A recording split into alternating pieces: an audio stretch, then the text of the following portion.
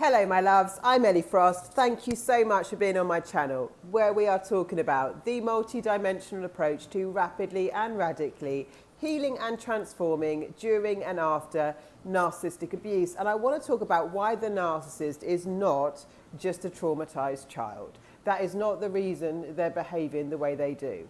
I know, and I'm not.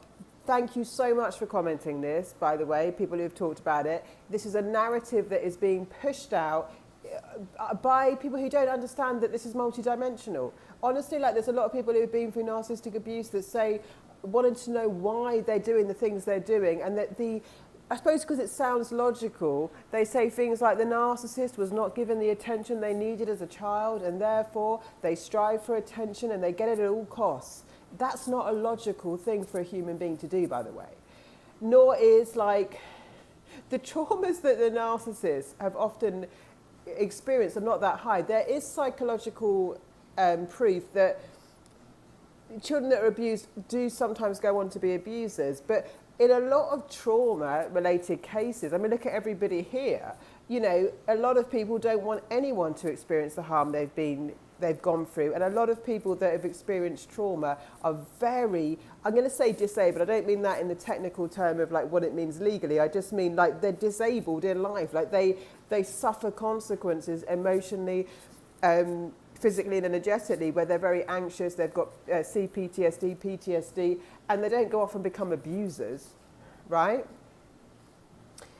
This narrative is a bit ignorant, in my opinion, because like there is no direct correlation that is proven on a traumatized child goes on to be a narcissist, right? And in fact, a lot of narcissists come from families where they're enabled, actually. They're kind of like, many people will talk about how they got in a relationship with a narcissist, they met the family, and the family is like the flying monkeys. They're kind of manipulated by the narcissist and the energy of the narcissist, because it is impossible for a human being to act in such a predictable sequence that isn't operating with an entity of consciousness, which is narcissism. It is an energetic spiritual thing. There is an entity of consciousness they're tapped into. The narcissist is a soul-detached entity operating.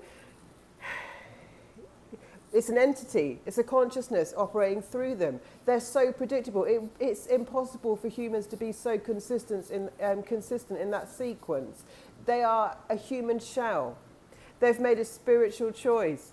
It is not because there is not a direct correlation between trauma and narcissism, whatever people are taunting. In fact, I think narcissists have come up with this narrative because the narcissist causes the trauma.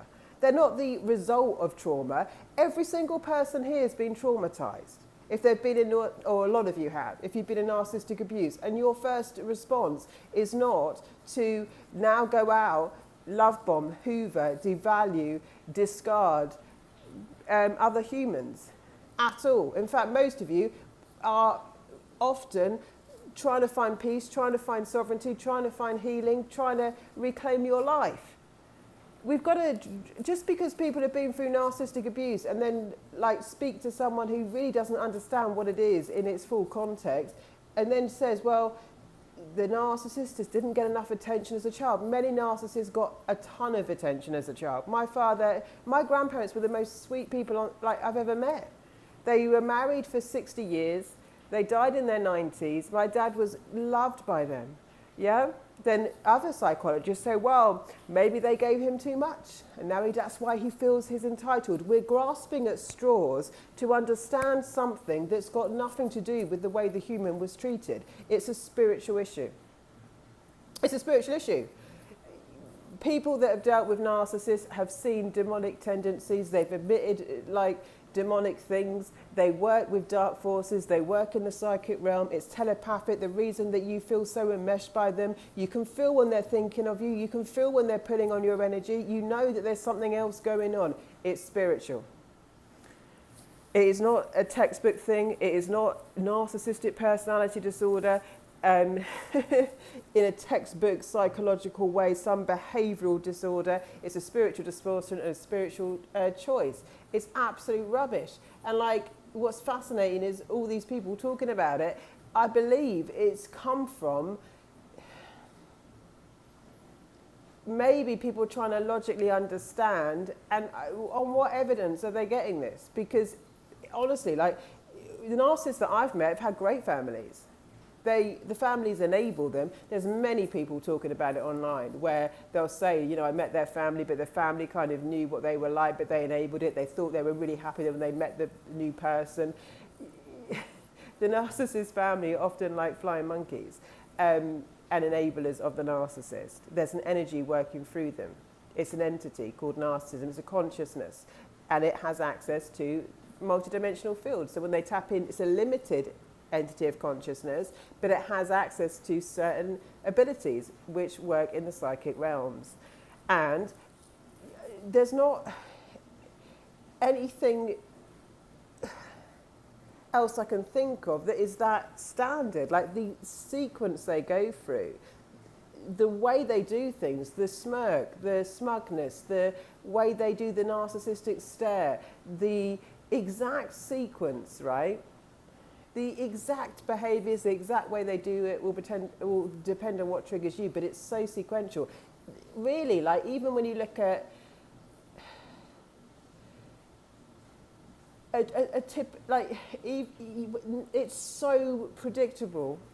It's working with an entity of consciousness. Other personality disorders that they've diagnosed show up in different ways. They're more haphazard than that. The narcissist is so consistent. It's an entity of consciousness. This is not a traumatized child. And I really don't like, which I've mentioned before, people comparing narcissists to children. I understand that their behavior seems immature, but again, it's the way the psychology world is minimizing how serious it is. It's a destructive energy. It destroys people's lives in every way. And like, it's not childish, the behavior. I really don't like comparing it to children. They do treat you like a toy, like you're an object, like you're dehumanized. But it'd be much better to use the language of dehumanizing you. They toy and play with you like you don't exist as a human being. They don't care about your emotions. They don't care about the consequences, often devastating consequences on your health, your finances, and your life. They don't care about that. They treat you like an object. They dehumanize you. Why? They are dehumanized themselves. They are a soul detached shell of a human, operating with an entity of consciousness that is possessed and wants to possess you. Point blank. And comparing them to children isn't true, because children aren't demonic. Children are immature, but they're not demonic. They haven't got malice and malignant and malicious intent. Narcissists do. They're not childish. Some people are a little bit immature in their behaviours, and this is not immaturity, and it shouldn't. I really feel that there are some narratives that are desensitizing us and minimizing it, and I really believe that as a community, as a collective, we have to take this so seriously, because some people are questioning, was it their fault when their whole life got detonated? How many people are here and in this situation where their whole lives got ripped apart by this destructive force? This is not a child, and it's definitely not child's play. It's definitely, it should not be minimized. We should not be desensitized. Narcissists should not be made trendy as if it's like some kind of, you know, that I believe that we're being desensitized to the severity of it, because we're at this turning point where the awareness has gone up, and some of, you know, some people don't want you to really put our foot down and not tolerate it in our communities. I believe we should not tolerate it at all. We should see it for what it is and stop minimizing it. Stop comparing a demon to a child, because it's not a child that would act with pure evil in the way that a narcissist does. Stop excusing it and trying to play on our empathy that somehow these are just traumatized people that we should make allowances for. There are so many traumatized people here taking responsibility for their behavior, their actions, their healing, and they have got no intention, and they would never intentionally go out to try and hurt people. They might retaliate sometimes when they're antagonized, but that is human nature. But it's certainly not where we're predominantly coming from.